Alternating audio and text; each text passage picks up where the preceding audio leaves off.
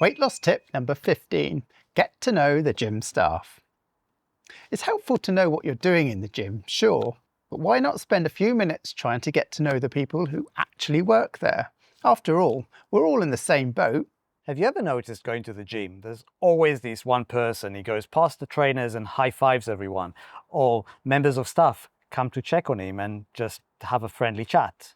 The tip today will show you how walking into the gym with this mindset can massively change your whole entire experience. Here's the truth, there's already a lot of anxiety and expectations people experience when they go to the gym. What we usually see is people go to reception, scan their pass. If you're lucky, they might actually stop and just look you in the eye and say, thank you. And then they zoom past you to the changing room and to start their workout. Very few people take the time to get to know the staff who work there.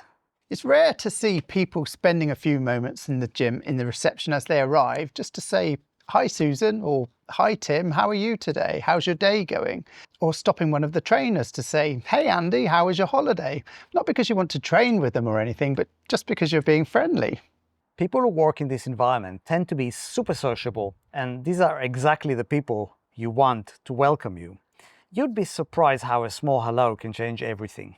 First, not many people bother, so when you do make the effort, the staff are more likely to show an interest in you too and make you feel more comfortable. And second, when other members see you chatting to the staff, they're more likely to want to talk to you as well. They'll just assume you're a good person to talk to. This is exactly how you go from, oh, I'm not sure about the gym, it's super intimidating and everybody's going to look at me and judge me and everybody knows what they're doing and I don't know what I'm doing, to you walking in and the staff are chatting to you and the trainers high-fiving you and members just wanting to come and chat to you and meet you. And it only takes 1 minute when you walk into the gym. Lastly, having a familiar circle of people around you who are always there can really help you through the tough times, like when you've had enough and you want to quit the gym.